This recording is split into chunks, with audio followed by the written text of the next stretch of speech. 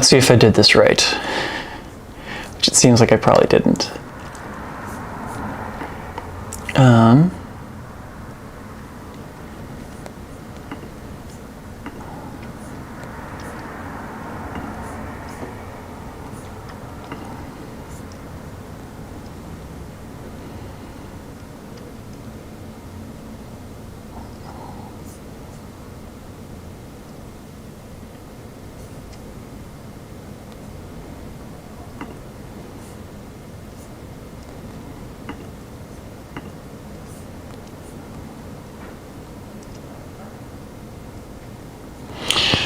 Shoot, I might be live already. I meant to put a few things in place before doing that, but hey. Hey there, Sushi. Hang on. We are going to... Sorry, you're going to have to hang with me a second here because I meant to do a couple other things before things went live, and apparently I hit the wrong button. So y'all are gonna have to pardon me for a second because I'm gonna fix a couple things here right quick. I appreciate y'all being patient with me here.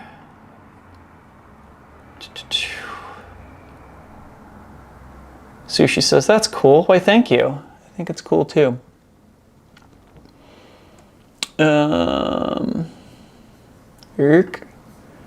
How do I... How's everybody doing out there while I'm working on this? Here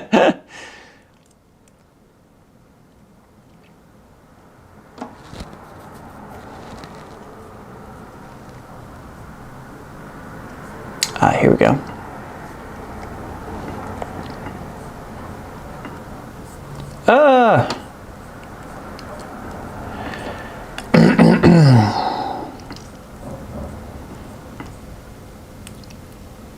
Okay, there we go. That was what I wanted to have happen.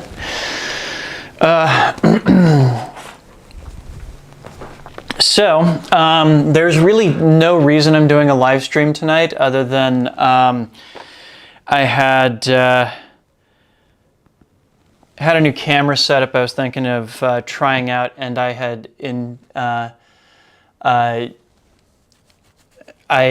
intended to do a live stream once a quarter, and the quarter's nearly over, and tonight just happened to be a night that I was available. So y'all gonna have to bear with me now because now I gotta post the fact that I'm doing a live stream to my other social media so people can come.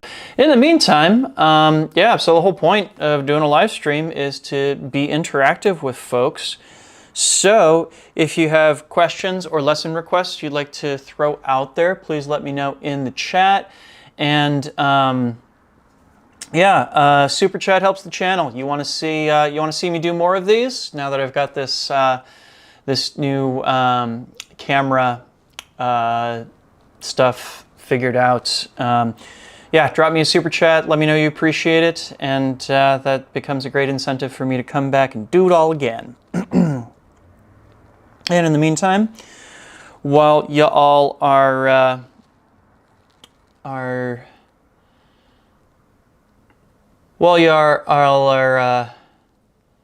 perhaps dropping those requests in the chat, I'm gonna go ahead and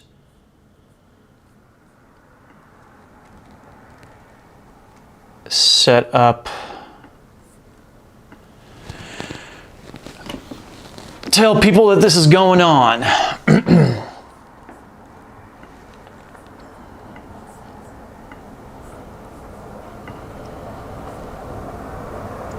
Again, thank you for your patience. I went live before I meant to, so clearly I'm a little disorganized.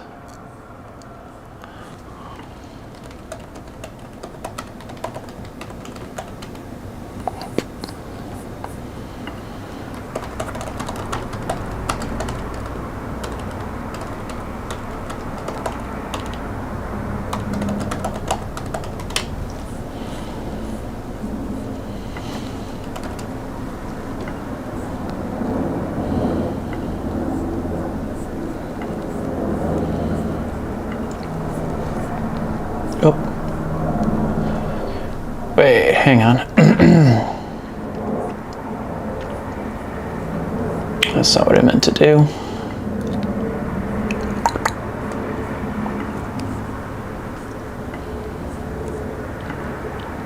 Oh. Bloody hell. Tyler's saying, Caps, can't get the timing right. Felix says, hey man, how are you? Give me just 1 second and I'll help you out with your caps. Felix, I'm doing well. How are you doing, mate? Or rather, I will be doing well as soon as I figure out how to...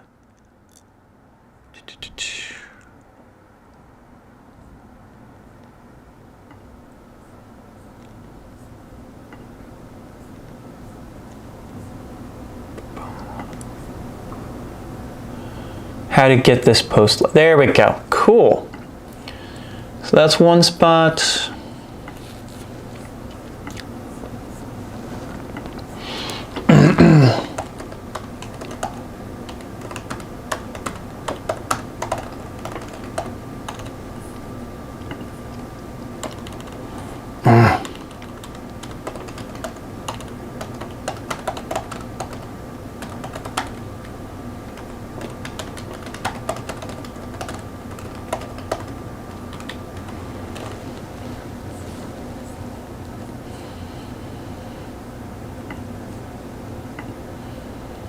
Awesome, I'm almost done.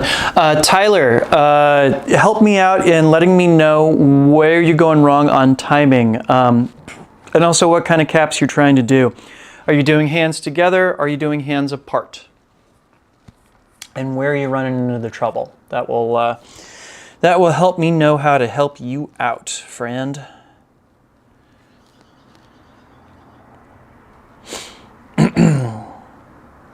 Because I'm one step away from being able to focus on this completely.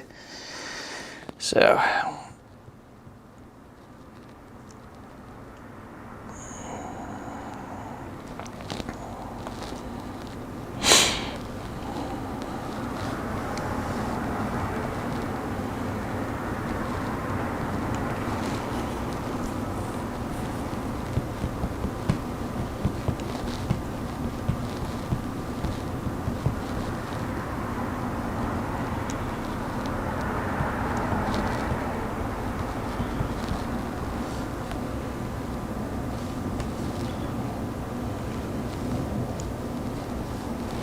I can imagine it's so fascinating watching me do all this in the background. I appreciate y'all being patient here.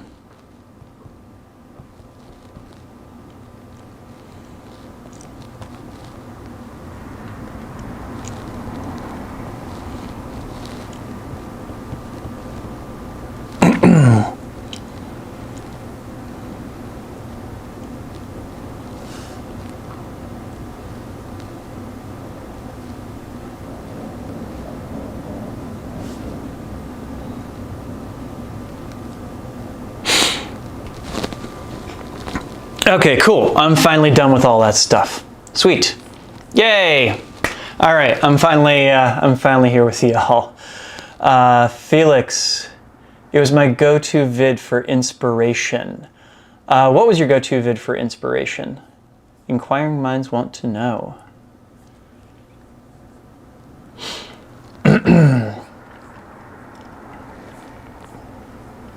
Patience is a virtue, says Ivan Darty. I would concur. I would concur. Patrick says, hi, everybody. Hi, Patrick. Tyler says, hands together. Okay, cool. That helps narrow it down. Well, welcome, everybody. Thanks for joining me tonight. This was a very, very, very last-minute choice. Like I said before, I've been wanting to do live streams more often, and I had a night available here.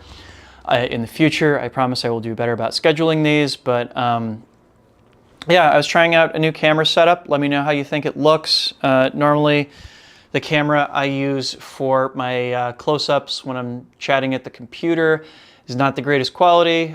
Figured out I could use... Felix says, for some reason, my message is not showing. Huh. Let me see if I can figure out why that is.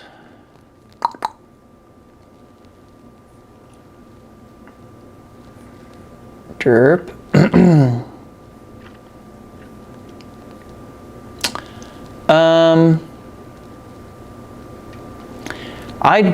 I'm not yeah, I'm not sure what's going on there, I'm afraid. I'm not sure what's going on there, mate. Did you maybe like drop a link or something like that? Maybe maybe YouTube thinks that you're trying to spam something.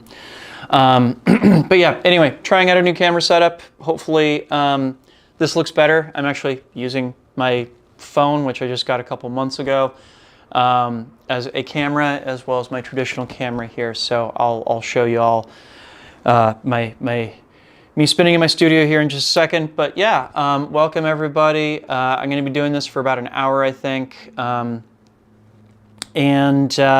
Please send me your requests. Please send me your questions. Happy to answer anything. Happy to hopefully teach anything. And if you appreciate my doing this, please use the super chat function. Supports the channel. Gives me a reason to come back and do these again. And also too, if you do drop me a super chat, I will bump your question or request up in the queue. So, yeah, let's get things started. So, Tyler, no link, there is some latency though, but yeah, stream looks good. Outstanding, that's good to hear. Cool, so Tyler, let me see if I can help you out here. You're doing hands together. Cool.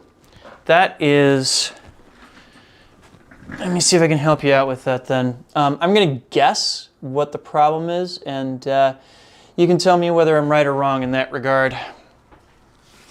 Yay, I like having two good cameras set up here, although this camera's a little darker than I would like. I'm just going to go ahead and bump up the brightness just a hair. I'm used to doing this against a very, very bright backdrop, so I'm figuring out the ISO all over again. Anyway, hands together caps. Yeah, so let me make a wild guess here, friend. I'm guessing that you're doing the thing where you're doing a beat every time you move your hands a quarter of the way around the circle. You can correct me in the chat if I'm wrong about this, but if indeed that's the case, a few different ways to fix that. So first up, I'm assuming you've got the hands apart cap down already. So with your hands together up top here, what you're going to want to do is you're going to want to practice just sweeping your hands down in front of you. Boom. And then hanging out here at the bottom for a few beats. Then you're going to want to practice going up in the same way. That is, you're trying to see it, and what I'm doing is I'm focusing on whichever hand is doing the extension here. And I'm trying to think that it gets no beats as it goes up, and then my left hand gets no beats as it goes down. Focusing on the right hand going up, focusing on the left hand going down, focusing on the right going up, focusing on the left going down. Now the important thing to realize is that as this happens, the other hand is going to get in a beat just because of the geometry of this whole thing. So what's probably going to happen when you start is that like you're going to get in that beat pretty close to the bottom or the top, depending upon which direction you're going in. So basically the pedal's basically going to be right next to where you're meant to be arriving here, like so, and then like so.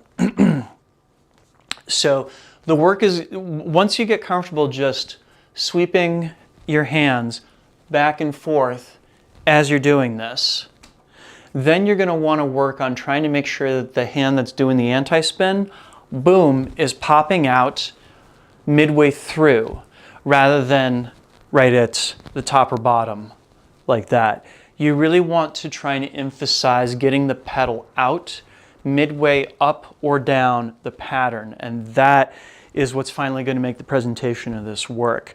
But it starts with just focusing on the hand that is doing the extension and sweeping that. Really, really thinking I care about nothing other than getting my left hand down without having it do an extra beat. My right hand up without having it do an extra beat. And then you can work on getting a more regular presentation of the anti-spin pedal in there once you've got that piece in there. So if I am wrong about the timing issue that you're facing, drop me notice down in the chat and I will course correct there. Ivan, okay, let me break the ice. I've always struggled with C-caps where you go from one side to another. You had it in your latest video and it's so tricky for me to get it right. Any tips? So again, if you have questions about caps, let me know whether you're talking about hands together or hands apart version, because the advice is gonna be slightly different depending.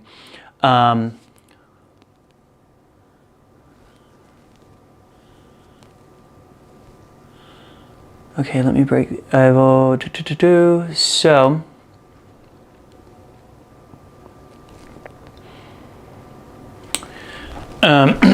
Okay, so let's talk about the hands apart version to start with. So my favorite way to get from side to side with this is to take the moment when both of the poi are doing extensions here and turn that into extensions in split time opposites, and then arrive at the other side and switch it into those hands apart caps once again. How does this happen? Well, first and foremost, we need to switch from wheel plane to wall plane. Here's how I do that. So as I'm you're looking down the road as I'm doing this here, and what I'm going to wind up doing here is I'm waiting for this moment when my right hand is going to come up and my left hand is going to come down. And when I do that, I switch myself over into wall plane here. And then when I make the switch back, I'm looking for this place where basically as my right hand passes the top and my left hand passes the bottom, I'm turning my upper body to the side and bringing the poi into parallel planes on either side of me here, like so. And that's where I want to be for doing the cap. So think wheel plane with the caps, wall plane for the extensions, wheel plane for the caps once again. That's what it looks like from the side. This is what it looks like from the front, like so, boom, and like so. And if you get it really slick, you can just go straight back and forth with that extension and drop into the caps. Now, the other case, which I suspect is actually what you're talking about, is I like doing this right here, where I go back and forth with the hands together caps. And yes, this is definitely a challenge.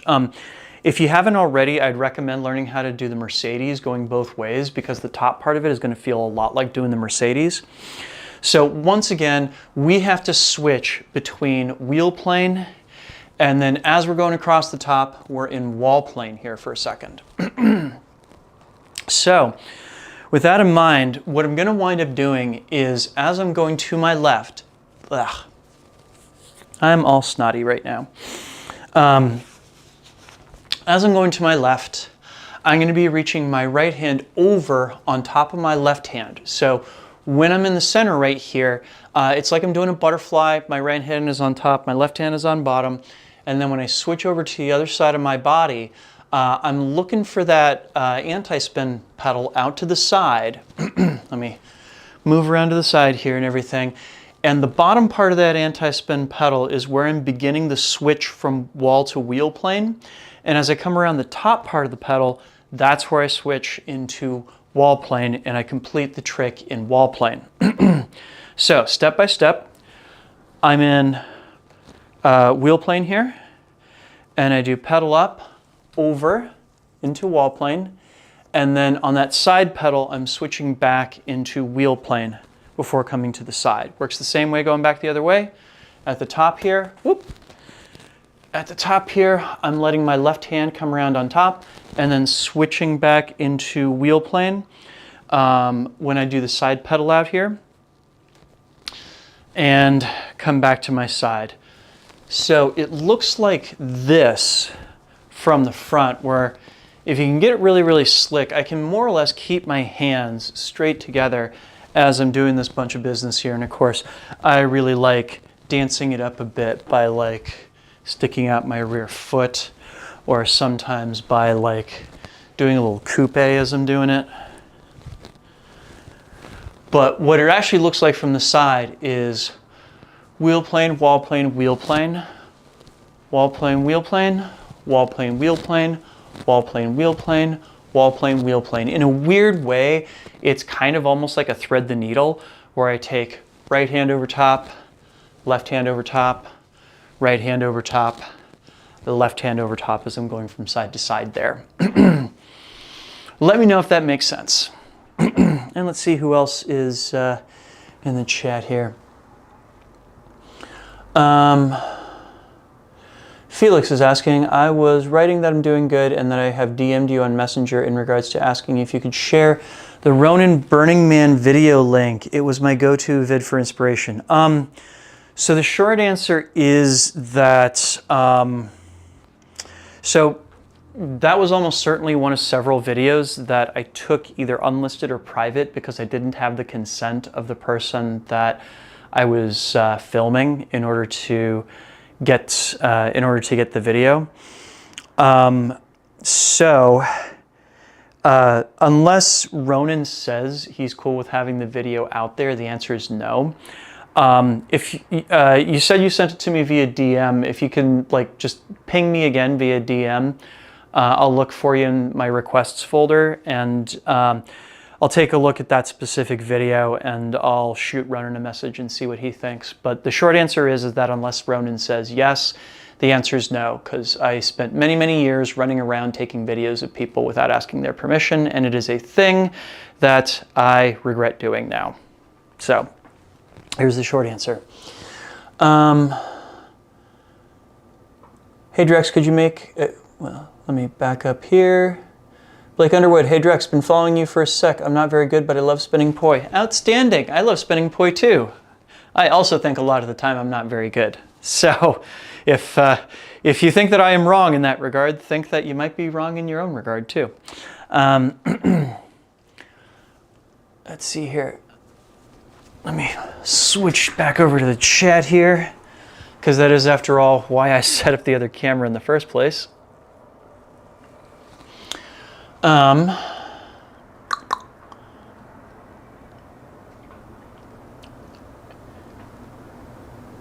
first and foremost, hi Blake, welcome. Glad to have you. Osahan Ihingbe Asamoto says, hey Drex, could you make a playlist of poi lessons from beginners to intermediate? The ones you have are a bit confusing.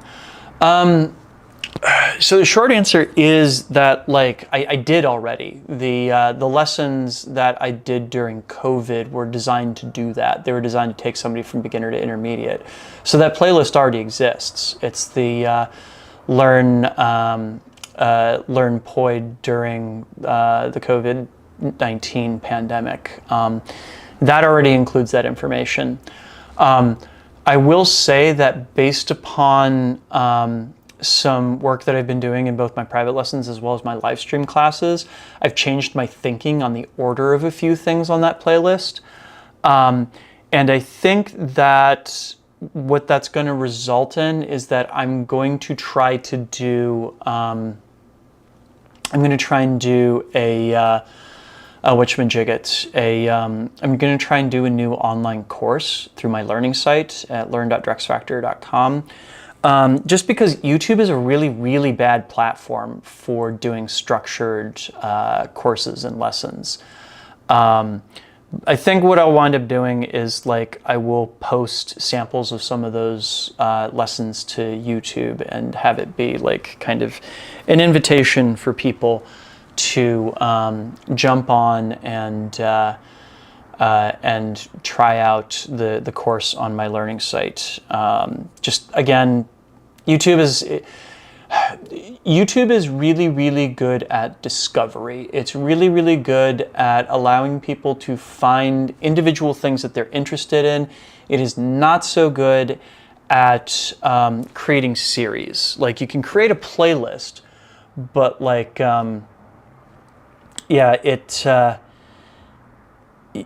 creating a series, a playlist does not necessarily mean what you think it does. Mainly YouTube uses that information if, say, to basically be like, okay, well, somebody just watched this video and this is another video in this playlist that's really popular, so we're going to suggest this video after they get done with the previous one. In terms of creating content that is designed to go step by step, YouTube is really bad at it. And unfortunately, like creating a course on YouTube, just it doesn't work very well. The only reason that it worked back when I was watching YouTube every day anyhow, but that's not the case anymore. So YouTube is actually going to penalize me for trying to create a series. So I'm going to try and create that series on another platform and take individual things that people are probably going to be looking for, like individual tricks, individual techniques, or just beginner point in general, and have those be ways of sending people to my actual course on my learning site. So keep an eye out for that.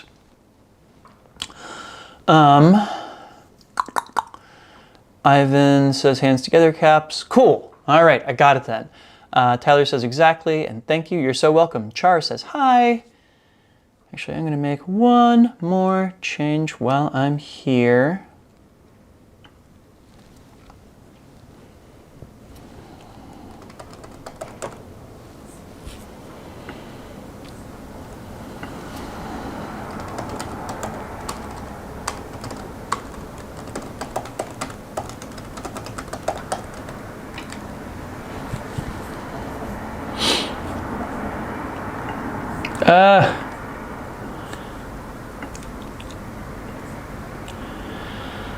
Sorry again, I wanted to have all of this set up by the time people got on here, but it's been so long since I've done a live stream that like I barely remember how to do most of this stuff.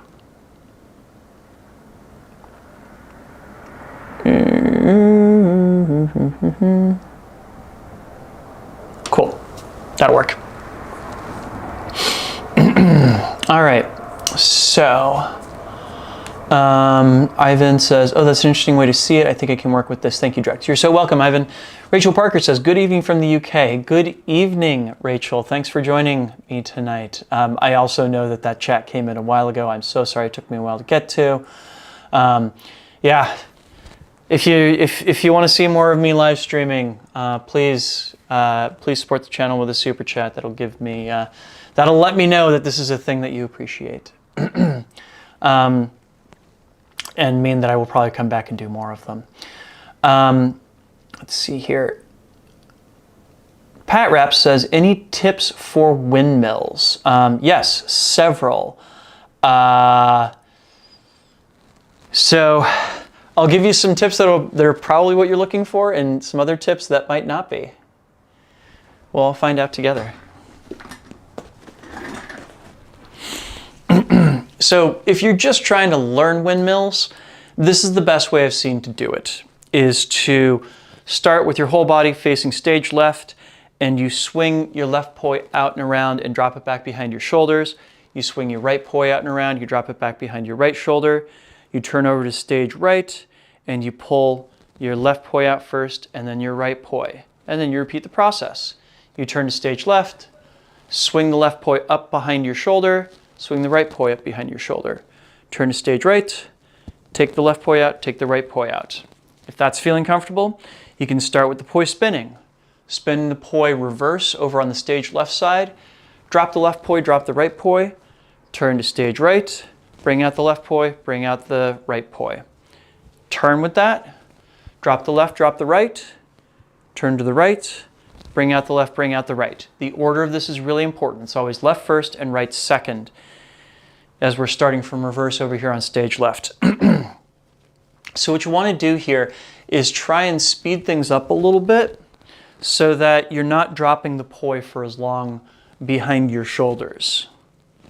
So it becomes more like left, right, as you turn from one side of your body to the other. turning your upper body from side to side is the most important part of this. So don't be thinking, okay, I'm going to drop one, drop the other, and then I'm going to like put very, very little effort into the turn and then bring them back out because you're going to wind up in the wrong plane.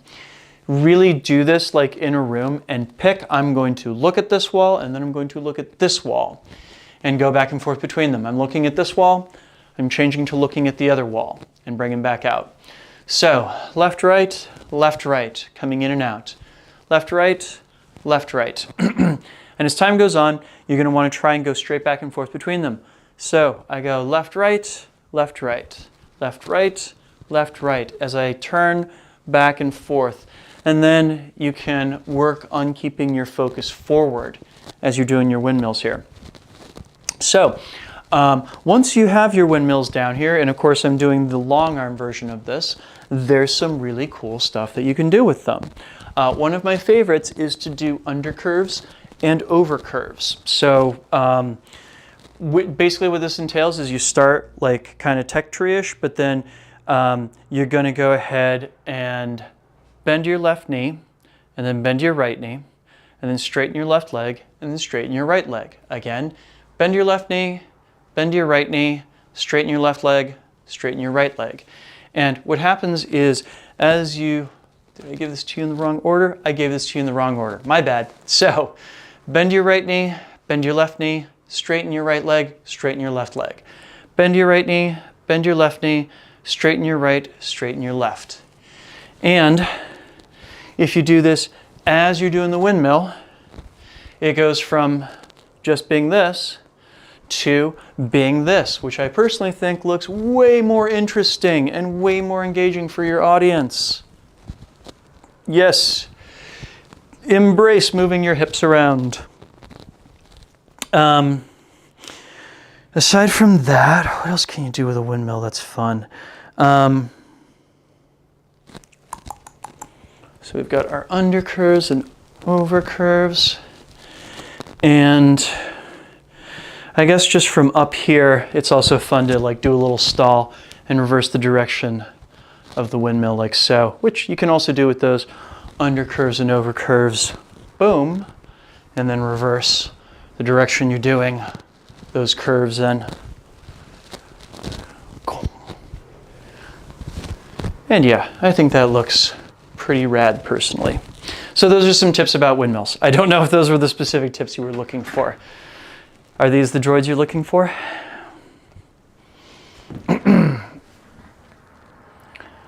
Cool. So,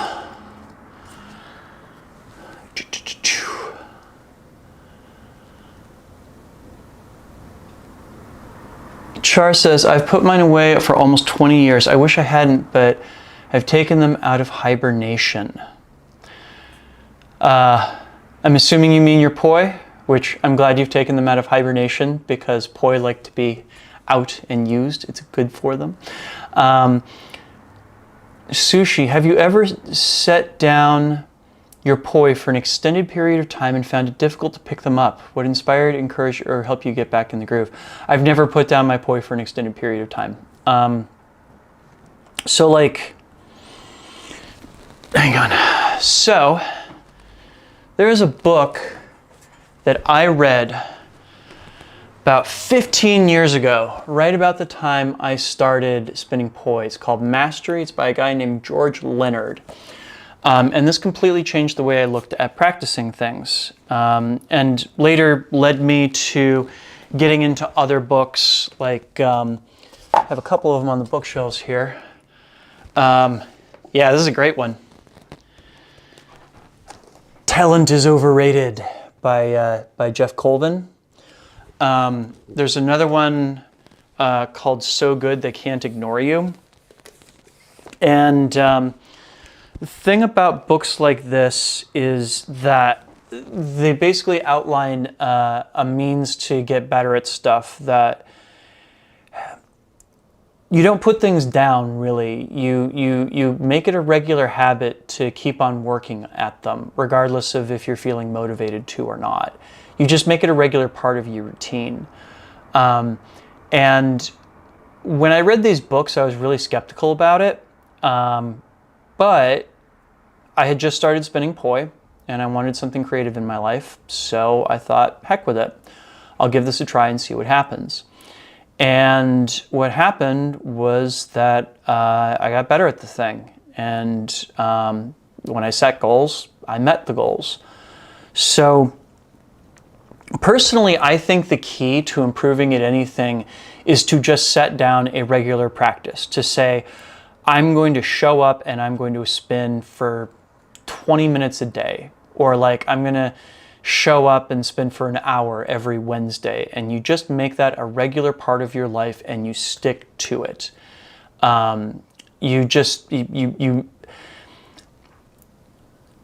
There's a great TED Talk by Elizabeth Gilbert, the author of Eat, Pray, Love, where she's talking about like she can't really wait for a creative muse to find her. So what she does is she just writes every day. She shows up to work, and some days the creative muse is there and some days it is not.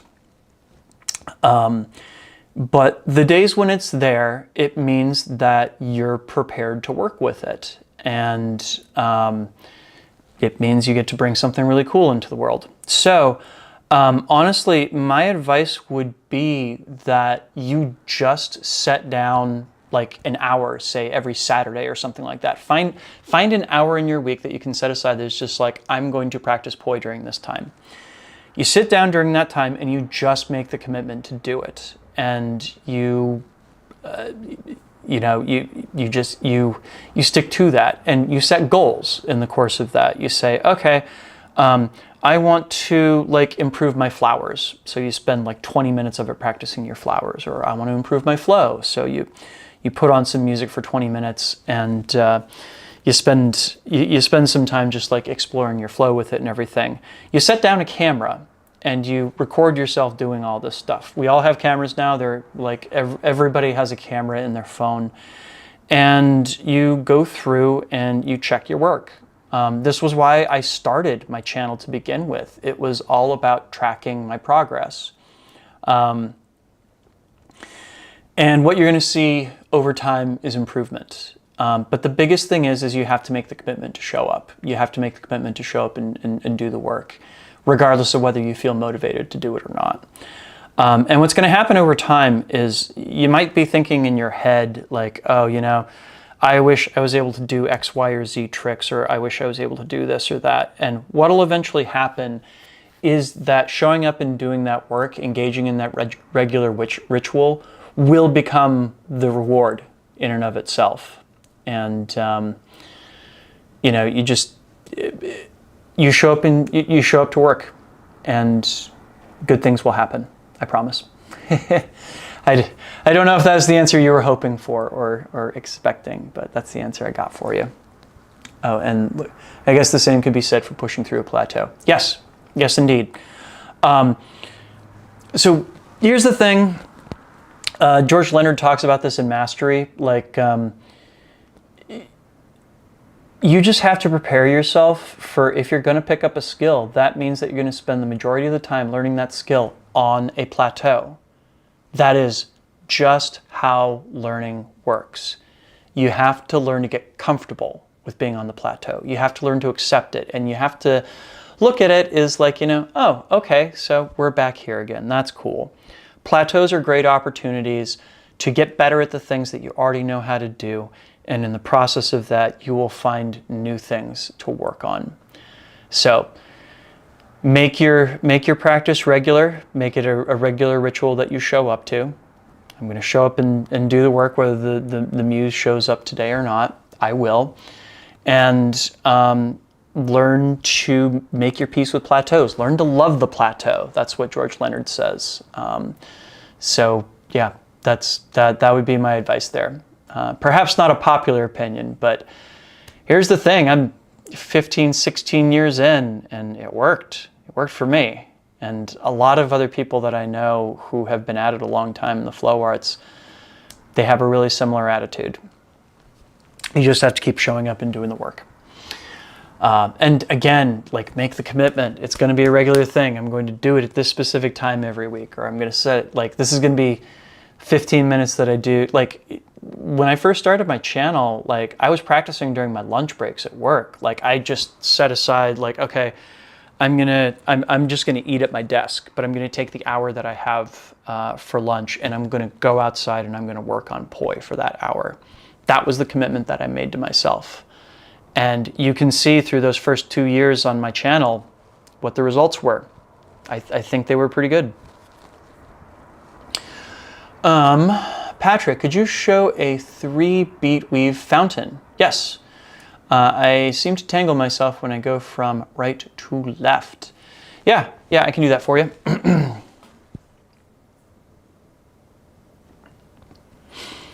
So, a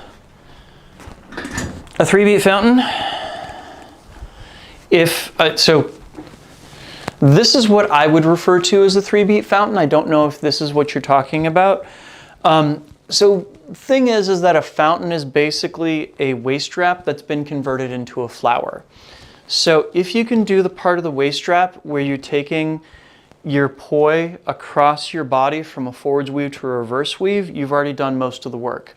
From here, it's a matter of adding up and down as you're going across your body. So if I'm doing the in-spin fountain, then I'm going from reverse to forwards by going over, and I'm going under when I go from the forwards fountain to the reverse one. And of course, I can reverse this and do anti-spin fountains instead, going down from the reverse to the forwards and going up from the forwards to reverse. So the thing to bear in mind as you're doing any of these fountains is that it's honest to God just the same thing as a waist strap. Try practicing that waist strap with your arms fully extended. And if you can do this, then the fountain itself is like, it comes together relatively simply. Like so. Let me just double check and see. I seem to tangle myself when I go from right to left. I don't know if you're doing it the same direction that I am. My dominant direction of spin is clockwise, but when I go from right to left, I'm taking the poi down around underneath, like so. I'm not sure where you're having your tangle, but I start the movement down when my right hand comes around on top, and then when I'm halfway through it, my poi are split to either side, and I'm bringing my right hand around under my left hand as I come up on my left hand side here. So as I'm going around here, my poi should always be pointing away from each other. They don't cross again until I get over to my left hand side here. So it's like cross, open, cross as I go through that turn. At least that's the way it works for me. This is what that looks like from the side. So cross, open, cross. As I go from right to left, cross, open, cross. And cross, open, cross. Yeah, that's how the 3-beat fountain works for me. Rusty says, do a barrel roll. Okay. So this is what I know as a barrel roll. It's a type of inversion, and it's basically you're doing a hyperloop. Like it's literally the exact same thing as this. You're just getting your hands involved here. So let me show you that from the side. Ba-boom, ba-boom, ba-boom, ba-boom, like so. So as I'm doing this, as my left hand is coming over, so it's almost like doing a 3-beat weave. Hey, goodness!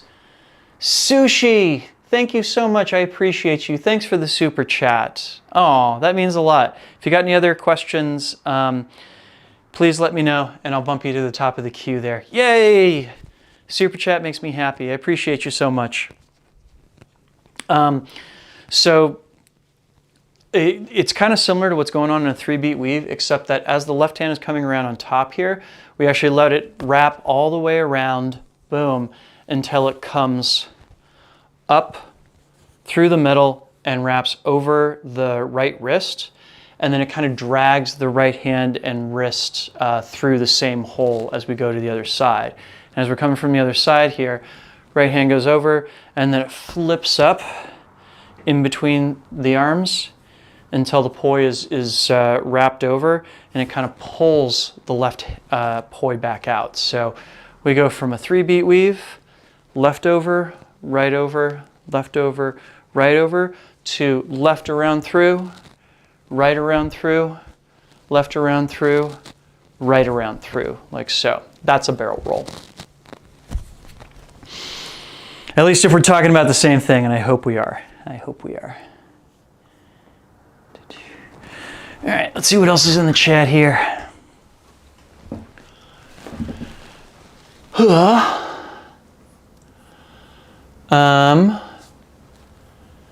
Skylar G, been a while since I've attended one of these. It's been a long time since I've done one. I think it's been months since I've done one of these. I used to do one of these every month because Ultra Poi was sponsoring me to do it, and Ultra Poi started sponsoring other things that I was doing, and it was always really stressful for me to come up with lessons that I would teach in these live streams. So I was happy to take a break from it, but at the same time, like, I do miss some of the interactivity of it. I miss some of the questions that come up and the things that people out there are wondering about.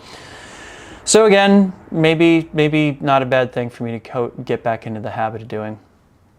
But yes, it's been a while since I've attended one of these too. Micah Ritter, Bubble Poi. I think that's supposed to be Bubble Poi from Ignis. I got it for $194. Is that a good option? I've been using Orbit for a while. I don't know what Orbit is. I have a set of Bubble Poi from Ignis. I use them every so often. I think they work great. I wish they were a little heavier, but beyond that, the one big thing to watch out for with the Bubble Poi is, like, because the 3D printed kind of shells are flexible. What can happen is if they take big shocks and bend inward, it can bend and break parts of the circuit board inside. I have broken one of them before and had to have the company send me a replacement.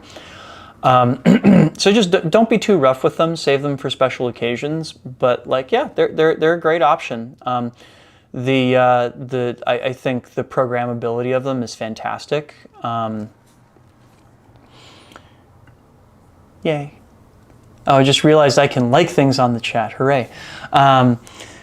Cool. So, yeah, I mean, Bubble Poi are great. I like that they're programmable contact poi. To the best of my knowledge, they're still the only programmable contact poi really out there.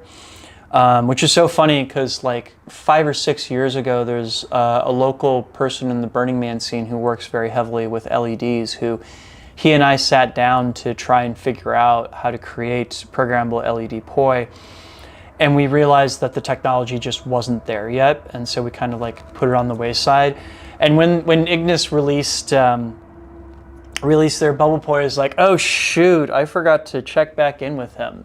But beaten to the punch, what can I say? But yeah, yeah, I think Bubble Poi are great, especially for the price. You know, I'm also a fan of, if you don't need the programmability, both Orb Poi from Ultra Poi as well as the Flow Moja Poi from Flow Toys are less expensive options for LED contact poi, and they're both a little bit more durable. But yeah, you know, Bubble Poi are a great option. If you like the way they look, then they're a great option. Yeah. So I think that question is up to you rather than me. Skylar G says those sock poi look so good. Don't they though? I love my sock poi. These are pretty much my go-to poi at this point. Yeah, I just find there's something about sets of poi that are just really simple and no frills. I can't do contact poi with them. They keep me so honest because I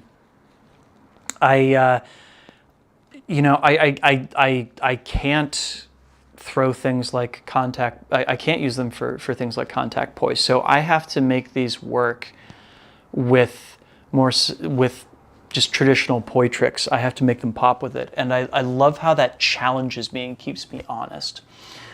Sushi asks, where are your sock poi from? From a company called Sock Poi, which used to be owned by a woman named Katya Stakhanova. She has since sold the company, though, although you can still buy the poi. They are sold through Neopoi's website. And shipping is a pain in the butt, but I love them. I think that they look beautiful. Yeah. Pat Raps, very awesome. Love the additions. Those tips were helpful. Thank you. You're so welcome. You're so welcome. King Chaos 333. I just want to say thank you so much, and you're awesome. I think the live sessions are stellar. Awesome. It's been a while since I've done them, so I'm glad that you're enjoying them. Patrick, thanks very much. I think the problem is I tried to pass behind my head on top. Oh, no, don't do that. Don't do that. So if you're doing a 3-beat fountain, so I think I know where this went wrong before. Sorry, let me, Chris G, love the practicing even when you're not motivated. I'm going to work on that. Excellent. I'm glad to hear that because it really does unlock a lot of things. So I think now I know what you're talking about here. So there's 2 types of fountains. So this is referred to as a 4-beat fountain. Even though I don't actually think it is a fountain, I've gone back and forth with Ivan Gorbanov, Mel, over direct message as to whether this is actually a fountain or not. And Mel actually thinks that it's a variation on a 4-beat corkscrew, which, yes, there is actually a case to be made on this one. I'm not 100% convinced, but he does have some good points on it. But so when it comes to fountains, it might be that you're trying to do the 3-beat and then into that top part of the 4-beat there. Yeah, you don't need to do that. You don't need to do that. As you're going across the top here, both the poi in your hands should be in front of your face if you're just doing the standard 3-beat weave fountain. If you're looking for a 4-beat, that's a different story.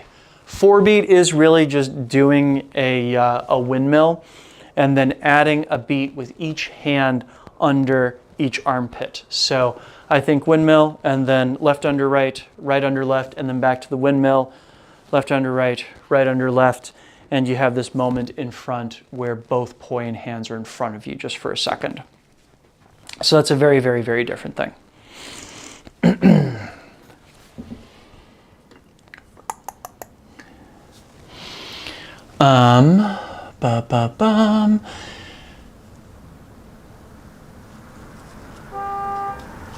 Let's see here, Chris G. Oh yeah, we already talked about that one. I'm going to work on that. Outstanding. Sushi says thanks. Justin Lavender for an intermediate. Yay, King Chaos. Thanks for the super chat, mate. I appreciate you so much. Yay, that makes me happy.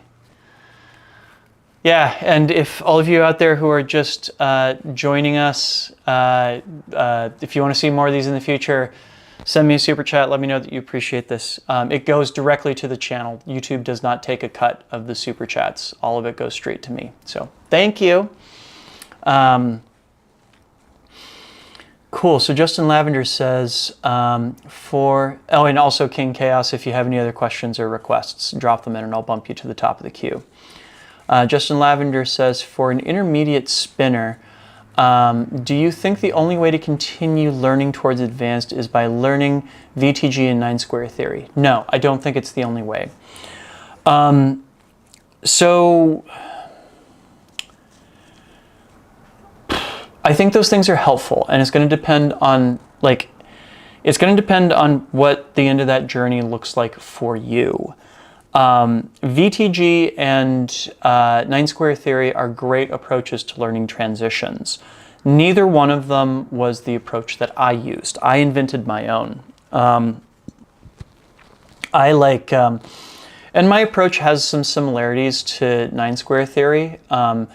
It's closer to what was kind of the successor to 9-square theory, which is QFT. Quantum field theory for poi. Yes, we get a little pretentious with our names up in the tech poi world.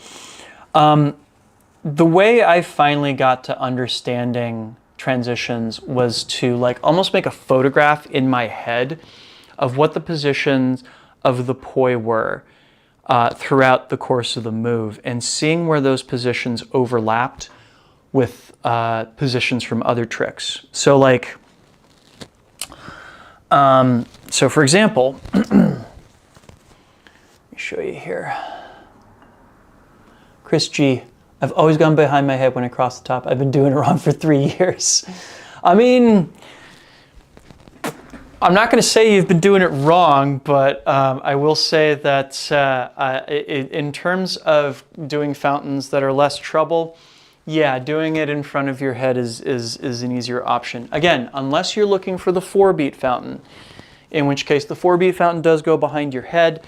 But at that point, we're no longer talking about a fountain in the same kind of way. We're really talking about a specialized windmill.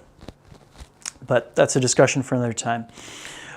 So one of my favorite trends, so here's how this breaks down in my head is, let's take an old favorite hybrid of mine, which is triquetra versus pendulum. Once I broke this out, I realized that there was a lot going on here. We have this moment at the very top where the poi are pointed away from each other. We have this moment at the very on the side where one poi is pointing inward and the other poi is pointing outward. And then as they're going across the bottom, I actually don't bother to think about the pedals being there at all. I realize that there's a moment where the right poi is pointing up and the left poi is pointing down.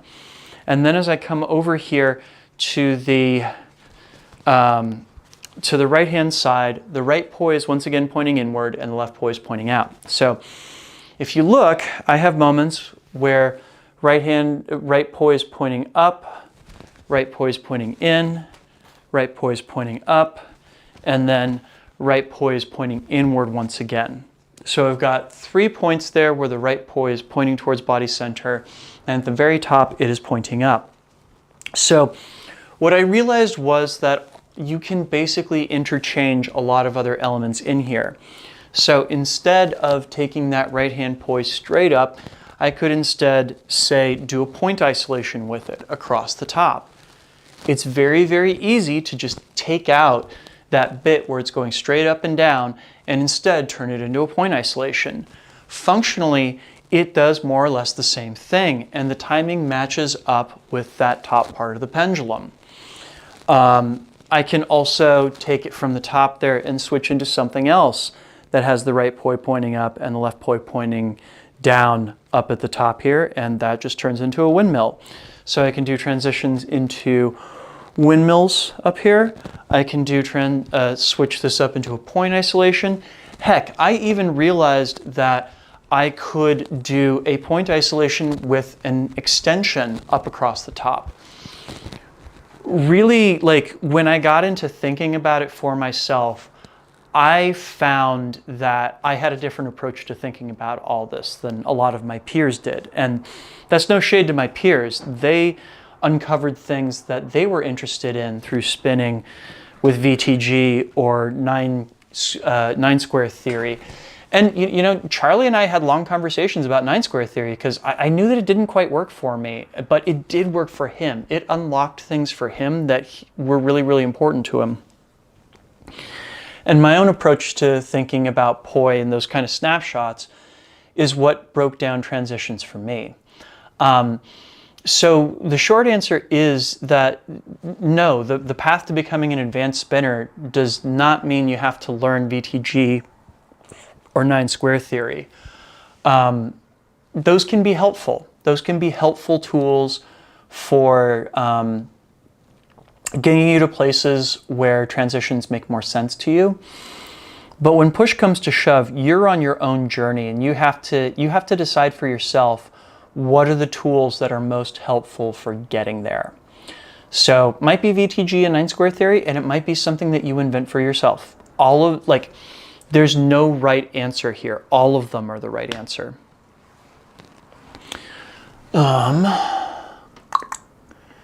Chris G was asking about behind the head.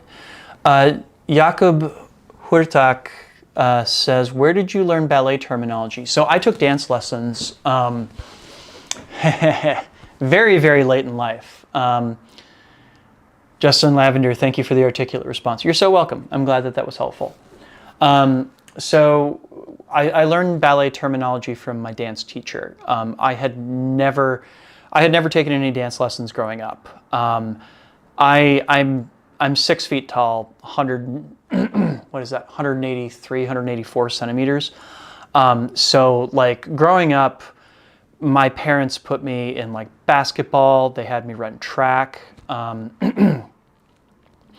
Nothing really creative in terms of movement. So like, and it should be said, I was terrible at basketball. I was such an awful basketball player. So I went through most of my life not really like having anything artistic in the way that I moved. And there are some videos that I have seen of myself back in college dancing at concerts where that is made abundantly clear. And I pray to God that those videos never make it to the internet. But after I picked up poi, I wanted to be more articulate and creative with my body. And there was a point,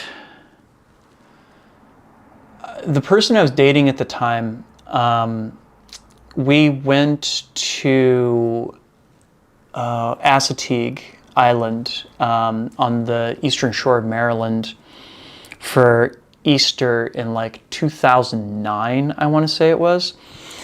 And she took a video of me dancing with my poi on the boardwalk. And I remember seeing that video and just like my stomach sinking and just thinking that I looked so incredibly awkward. And I'm just like, I need to do something to fix this. So the woman who ran the local dance studio, Kelly Mayfield at the time, she's gotten married since, her name is Kelly King now. She was teaching modern dance at the studio, and I went in there and I'm just like, teach me your ways. I had never taken a dance class before in my entire life. I was starting from scratch at the age of 29. Spoilers, it was a rough road. It was a really, really, really rough road. Kelly has a background in ballet, contemporary modern, jazz. So I learned all of these techniques from her. I danced with her for 6 or 7 years, I want to say. She added me to her pre-professional dance company, Contradiction Dance, and I danced with the company for several seasons. And that's where I got my education in dance. That's where I got my terminology. And so part of the reason now why I use ballet and modern dance terminology when talking about what I do with poi is that that's the dance education that I had. And those are specifically the elements that I'm trying to make work with my poi spinning. And there's been a couple times when it's turned out that she either gave me the wrong name for something or I might have misunderstood what she was referring to. Because like I just straight up did not know what any of the words meant. And I'd hear her like rattling them off in rehearsal and everything. And I'm just like, I do not... I would just do my best to emulate what she was doing, but most of the vocabulary I just didn't understand. And the few things that I did understand, I did my best to integrate into poi, but it's taken many, many, many years. Like, I still feel like I'm discovering like how to fuse these things together. I still feel like I'm in the process of uncovering the thing that I want to see in all of this. But the ballet and modern dance piece of it is very, very important to me. And it's definitely the cornerstone to what those techniques are built around. But honestly, nowadays, sometimes I have a really specific ballet or modern dance technique that I'm trying to fuse with poi. And sometimes, like, it's just what I see in my head. I'll like hear a piece of music and I'll automatically just see a bunch of things happening in my head, and I'll try to actually dance the thing out. The most recent piece that I did, the Somebody That I Used to Know choreography that I wrote last week, that's how that happened. I wrote that choreography like several days before I went into the dance studio. Oh my goodness, Noodle Dreamer! Yay! Oh, thank you so much. Your videos and COVID tutorial series gave me the foundations to create my own tricks and variations and helped me progress faster than I could have hoped. Greatly appreciate you and all your content. Thank you so very much, Noodle Dreamer. You are so appreciated by me as well. Yay! I'm really, really glad to hear that those videos were helpful. I'm still discovering just how much like people were kind of following along with me day by day through all of that. It was a really, really special experience, and I'm glad I got to celebrate it with so many people, including you, as it turns out. Yay! Let me know if you have any questions or anything that you'd like to learn how to do. I will bump you to the top of the queue. But yeah, so the piece that I choreographed to Somebody That I Used to Know, so that originally came about because there were a bunch of people sharing this video by CDK Dance Company of a bit of choreography to Somebody That I Used to Know. And like, I thought it was cool. There were some elements of it that like kind of came out to me that I wanted to work with. And one of them was like, they would do these big sweeping movements and then boom, really quick dime stops. I liked the contrast between those two things. And of course, there's that bit with the sunglasses where like everybody's just doing really rapid fire movements with their heads. I don't know how they kept those sunglasses from flying off in the middle of that. But yeah, in watching that video, I went back and listened to that song several times, and that little xylophone melody at the beginning of the song, oh yay, Joan Mendoza, you're my hero. Thanks, Joan. Cool. Sorry, I should have read it before I read your name. Pardon me. Thanks for all the videos. They really helped me get started with poi. P.S. My name is pronounced Joan. Cool. Joan Mendoza. Thank you so much for the super chat. I really appreciate you. If you have any questions, please let me know. If you have any requests, I will happily bump them up to the top of the queue. I really appreciate you. Thank you. But yeah, that first like little xylophone melody and Somebody That I Used to Know, the do do do do do do do do. So in listening to that, I could instantly see a thing with like, you know, messing around with catches and releases for poi. So boom, boom.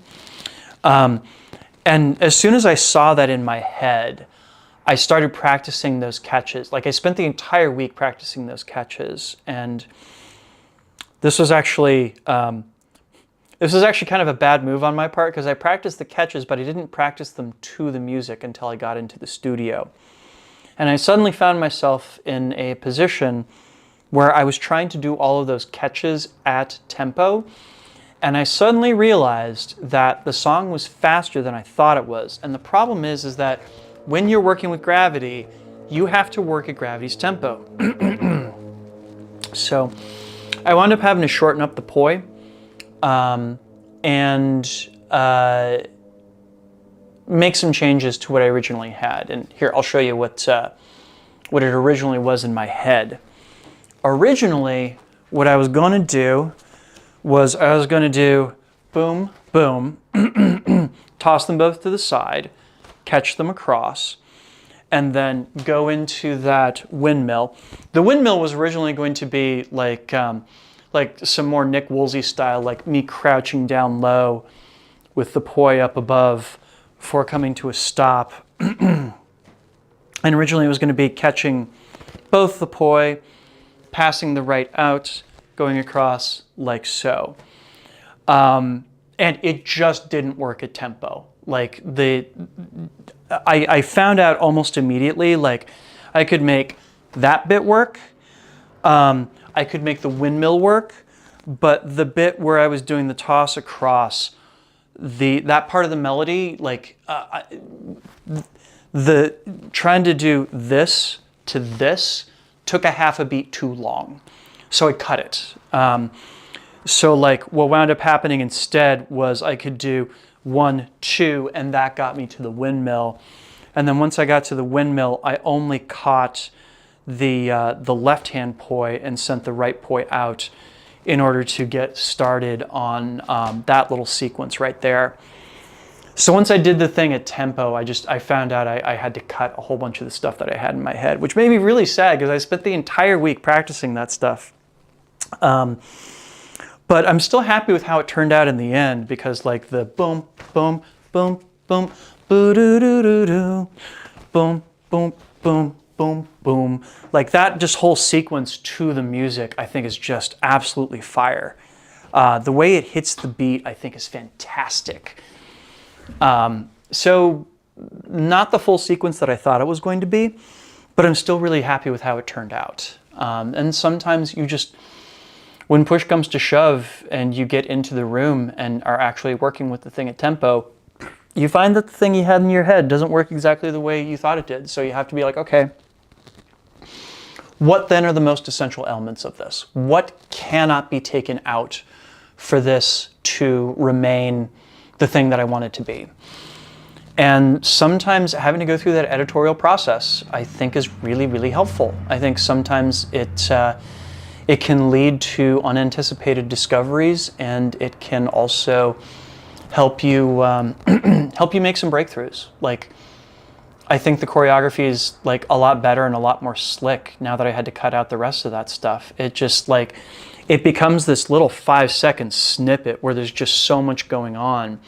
And the fact that everything lines up so incredibly well with the beat and with that xylophone melody, like the thing that people keep coming back and telling me about that piece is that the musicality for it is just like dead on. And I appreciate that.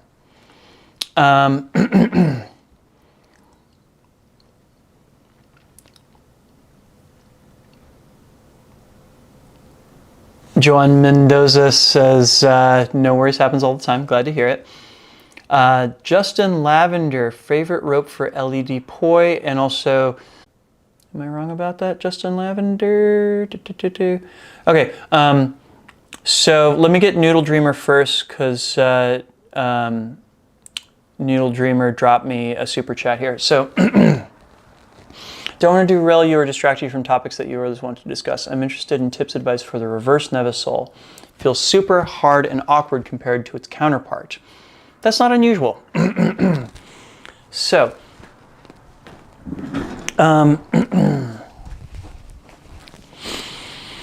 so for those of you out there that are watching, we're going from, so the Nevisole is usually, so the Nevisole is a body tracer. We're spinning the poi split time, same direction. Our hands are going around in a reverse butterfly. And that means that as we're coming through here, we do a beat behind the body with the right hand, and then behind the head with the left, and come back out of it. So ba, ba, ba. And it means that the right hand is performing a 2-pedal in-spin flower, and the left hand is performing a box mode 4-pedal anti-spin flower, with this, the arc between the two top pedals of the box mode flower going behind our head. There's also a reverse version of this, that basically you just swap what each hand is doing. So with this one, I'm taking my right hand poi behind my head in between the two top pedals of a box mode flower, and then back out. So we're doing this little bit of business right here. And meanwhile, as the left hand is coming around, we do a beat behind the back for one side of the in-spin flowers pedals, and then the other one is on the outside. So behind, out in front, behind, out in front. So we do right behind, left behind as we come out. Right behind, left behind as we come out. Right behind, left behind.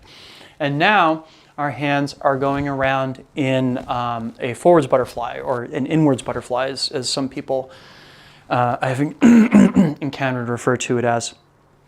So things to keep in mind here. Number one, so this bit up top is a pain in the butt. I will be the first to admit it. The way I get through it is I remember that I'm trying to wind up with my right hand on top as I'm going through this position right here. So boom, I got the right hand on top. And when that happens, I'm bringing my left hand underneath my right armpit. So you want to think that as you're going over top here, the right hand goes behind. And as the right hand is going behind, that means you're kind of folding down your arms in such a way that like, it's basically like you're just changing what plane this orientation is. Actually, let me back up and not use that terminology because that's going to seem kind of misleading here. So if my left hand is in front of my head and my right hand is behind my head, then when I swing my right hand over here, I wind up with my right hand on top and my left hand on bottom. And that's the place that I want to exit from here. So I go up, behind, and bring my hands through like so.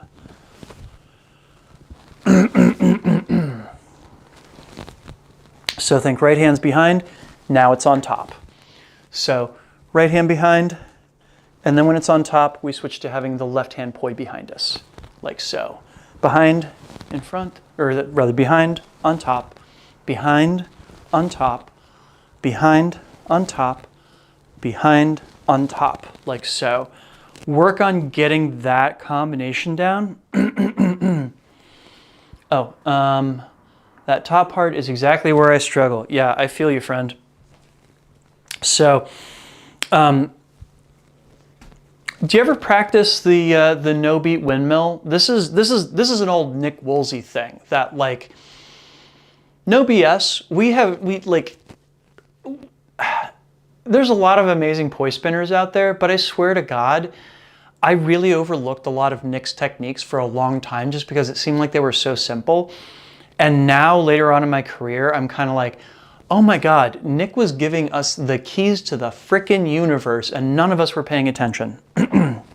So, no beat windmill. You know what it is? It's just simply being able to hold your hands, one behind your head and one in front, and keeping it stable and split time same direction, like so. It's hard to turn with, but like so. So practice this.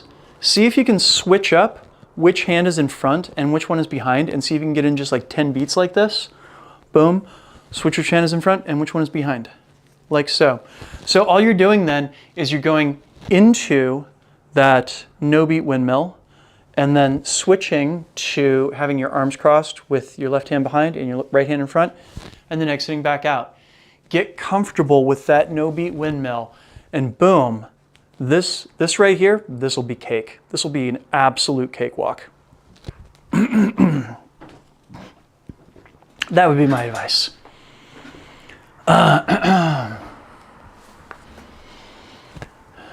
Oh gosh, you actually just unlocked something for me. Yay, doing it alongside. I was doing it kind of backwards up top. Oh yeah, that would make life very difficult. Yeah, goodness. Yeah, the no beat windmill is deceptively hard to keep timing and plane oriented. I agree. And again, it's one of those things that I remember seeing that video, just didn't take it that seriously. And like so much later on in my career, I like broke it out one afternoon, like, wait a second, this is actually a really good skill to have. Like, holy crap, it's so simple, and yet, like, the whole thing that comes out of that is gaining a level of control around your head. Like, that's just it. It's so much about what Nick would teach was about gaining points of control. And you could then use that control for whatever you wanted. Whatever tricks you wanted that use that position would become that much easier to get down. And I swear, like, I actually did this earlier today. I was having a moment where I was kind of like sitting down, and this idea occurred to me, because, you know, back in the day, I did this video on like how to tell if you're an intermediate poi spinner. And I think I had to do one on how to tell if you're an advanced poi spinner, because I have a couple students right now who I've been teaching things like weaves to, And once they get down the 3-beat weave, I'm just like, okay, so keep on practicing the 2-beat weave, because otherwise you're going to forget how to do it, and you're going to have to relearn how to do it later on down the road. And they're just like, oh, pshaw, I know how to do a 3-beat weave. 2-beat weave is fine. That's easy. That's no big problem. And I swear to God, a week later, you try and get them to get in their reps with a 2-beat weave, and all of a sudden they just can't do it anymore. They're just like, wait, what happened here? It's like, you need to be able to consciously control whether you're doing a 2 or a 3-beat. And it's important to be able to switch back and forth between the two. So I genuinely think that a lot of the stuff that Nick taught was deceptively simple, but it gave you a level of control that would then help you get whatever tricks that you wanted to. And there's a certain level on which I kind of think that what makes an advanced poi spinner is somebody who's gone back to basics in many regards and found out what's hiding behind the tricks rather than looking at the tricks themselves. But we'll see if I wind up making that video or not. So Justin Lavender, jumping back to you for a second here. And also, y'all, I'm going to give you, we're going to call this your 10-minute warning, because as you can hear, my voice is starting to go. So Justin, favorite rope for LED poi? I'm going to be real with you, friend. It is, wait for it.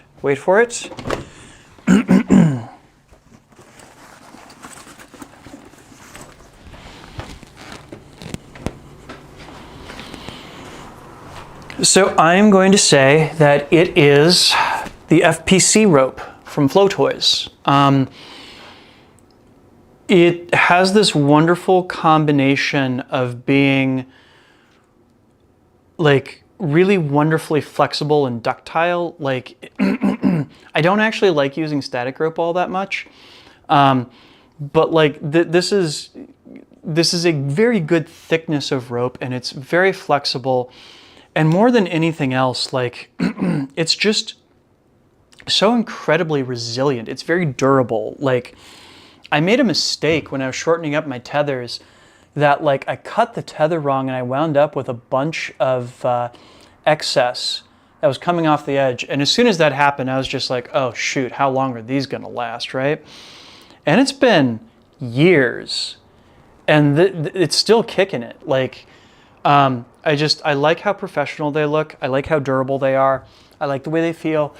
They're kind of the best of all worlds as far as I'm concerned. Those are my favorites right now. Good question. Noodle Dreamer, thank you so much. That was actually incredibly helpful. Glad to help. I should be able to drill it down from here. I'm good. I'm glad to hear it. Jared Freeman says, I might be guilty of forgetting the 2-beat weave for far too long. So was I.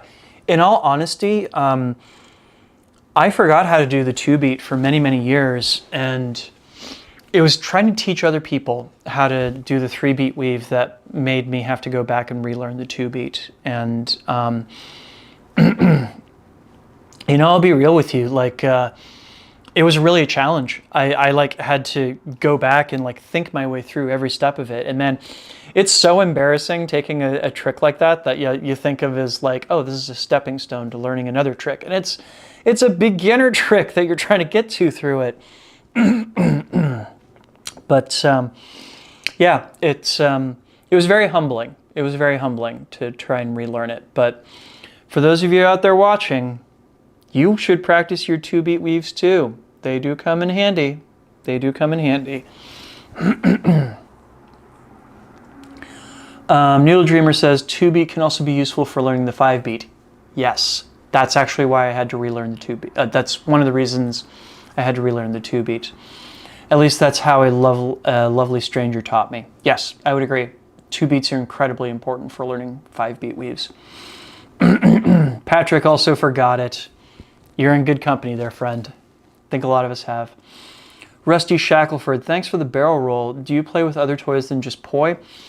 Not in a while. So I'm working on a review right now for the Pop and Flow prop system that Flow Toys just came out with. And they sent me 2 sets of poi that convert into a set of double stabs. And shooting the B-roll footage of them in double staff mode, I think, is the first time I've picked up a set of double staves in more than a year. So I have a little bit of double staff technique, but not a lot. I also hoop on occasion, but I usually do not do that on camera.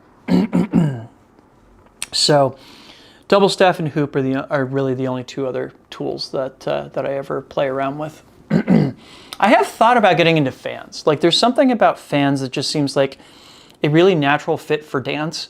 And I can see in my head some things that I could do with fans that involve dancing that I couldn't do with poi. And I might jump into that one of these days. I might just do like a post on Facebook and be like, hey, are there any fan manufacturers out there that would like to help me help me dive into this world and just see what happens? But I love poi. The thing I love most about poi is it's constantly a battle with gravity. I love having to engage in that battle with gravity. And lots of people have tried to get me to learn other tools, other props. And honestly, just the specific ways that poi has to fight with gravity, it sticks out to me in a very special way. It's a very special relationship. And yeah, I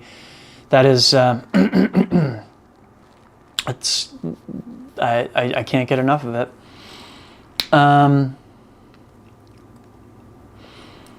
Justin Lavender asks, the rope I just put on frayed the same way. Awesome, thank you. You're welcome. Yeah, this is a preview of what it's going to look like a few years down the line. So yeah, I don't think you need to worry about it getting much worse. It'll hold steady. Impressively so. Like I was dead certain those tethers were I was going to eat through them inside of a year, and I was shocked when that didn't happen. Noodle Dreamer, FPC conversion kit was a game changer for my pod poi. Excellent. The only downside, in my opinion, is orbitals and double hyperloops are off the table. Yeah, that is true. Although I rarely use those tricks anyway, so I don't feel like it's that big a loss for me. But for your techniques, that might be more of a loss for sure. And yeah, it has to be said that when you switch to the thicker tethers, there are trade-offs for sure. Joan Mendoza says, I have the FPC rope too, but I haven't used it because I don't want to lose the swivel on the handle. Interesting. A lot of people out there want to hold on to those orbitals. Should I make the change? I guess I could try attaching the FPC rope to a larger swivel. So the no BS is that if orbitals are an essential element of your style, no, you shouldn't make the change. Just straight up. There won't be a comfortable way to connect all the hardware together and make it work, I don't think. I mean, there might be some examples out there of some people who've done it, but I haven't seen it done. But maybe you can do some searches online. I could maybe imagine, like... So here's the thing, is that there's friction with that handle any which way you look at it. I've seen people who will like basically stick skateboard ball bearings inside of handles and just like not grip the tether at all as they're doing their orbitals. I've never found a comfortable way for doing that technique for myself. I feel like my hand has to be in contact with the tether at all times. But yeah. I haven't seen a good way to hold on to those orbitals if you switch to the FPC. That's just what I've seen though. So maybe drop a question in Poi Chat or something, and maybe somebody else has found a way to do it, but I have not. Sushi says, I have always wanted to do the Mel Red Pants flow stall transitions, but could never break it down in my head to get it. I don't know which specific one you're talking about, because that video is chock full of float and stall transitions. You're going to have to be more specific is the short answer here, because I could go through it one by one, but we'd be here all night. Joanne says, regardless of the stream, get some water soon. Yeah, I will. I'm going to cut this off here at 9 o'clock my time. So we're in the last few minutes here. Because I need to eat dinner too. I'm hungry. Patrick, you can try handles with bearings. Saw this work for thicker rope. Bearings, yeah. So sticking like skateboard bearings in the handles. I've seen that. I've seen people do that too. And again, if you just want to hold the handle during your orbitals there, that could possibly work. But yeah, if you like, you're going to have to make sure that you're just not having any contact with the tether during the orbitals, if that's going to be the case. Juan Mendoza, I have the capsule handles which come with something that looks like kind of a fishing swivel. It is actually a fishing swivel. Thanks for the bearing idea. Sure thing. Yeah, no, and it should be said that if you're using Flow Toys gear with the handle swivels, then like that is literally the best possible option you could be using for your orbitals. I remember an afternoon at the Flow Space where I was hanging out with I think it was Rob Horner from Australia, and we were picking up sets of pod poi that had those swivels, and we actually had a contest to see who could keep the longest orbital. And I remember Sean from Flow Toys came out at one point because he was really interested in this, and he actually like had some industrial lubricant that he stuck in the swivels to just try and see if we could get some extra life out of them. And I'm trying to remember how long we got it, but it was something like 30 or 40 solid seconds that we could keep the thing going, which was just an absurd amount of time.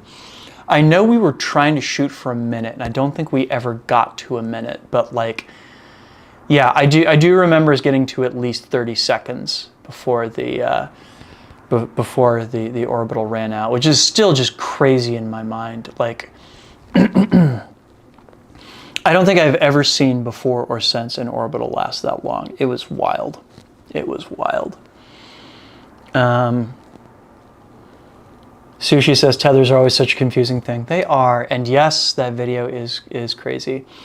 Noodle Dreamer asks, my last question, do you have a sponsor code for Flow Toys at the moment? I sure do. Let me type it out in the chat for you.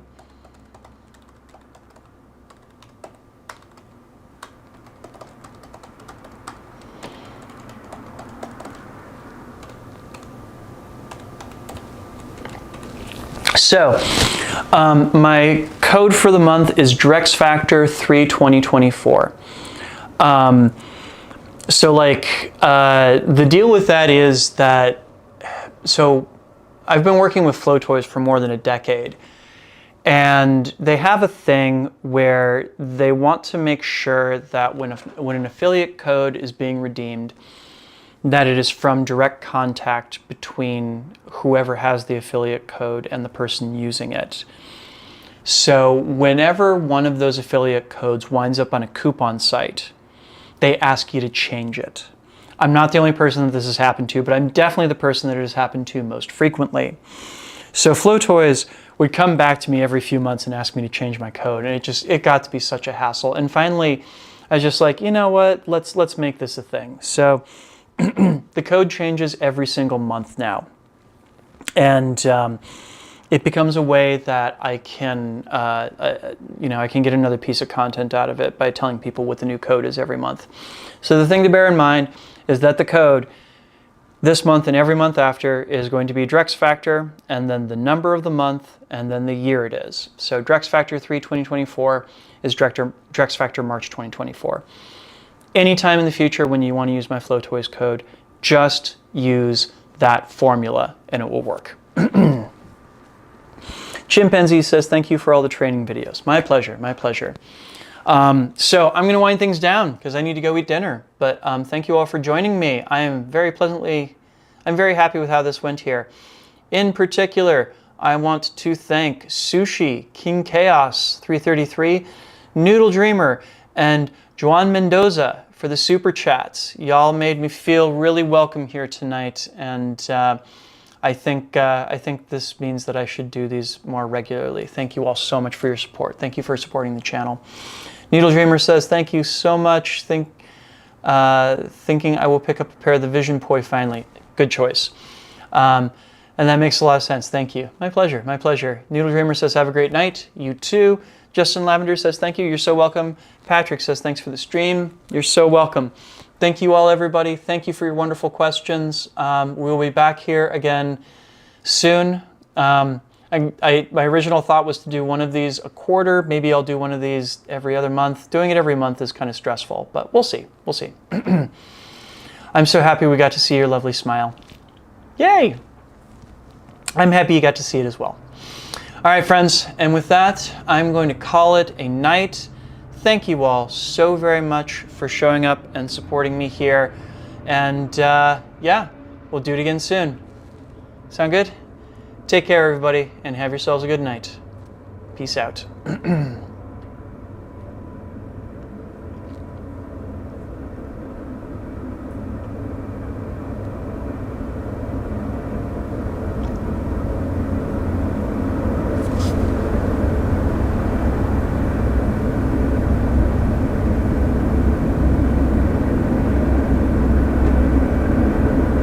Okay, now I have to figure out how to stop the damn thing.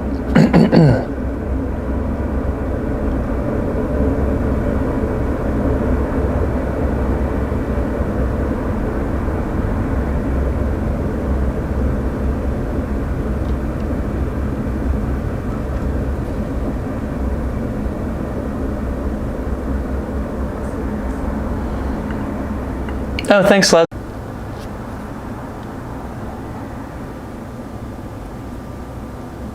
Control-Alt-Delete. Yeah, you're not wrong. So the thing is that like, I'm watching, yeah, screw it. All right. I'm just going to cut the thing off and we'll see how it goes for me. So, have a good night, everybody. Peace out. And yes, the dinosaurs are freaking awesome. I'm a fan. I'm a fan. Take care, everybody.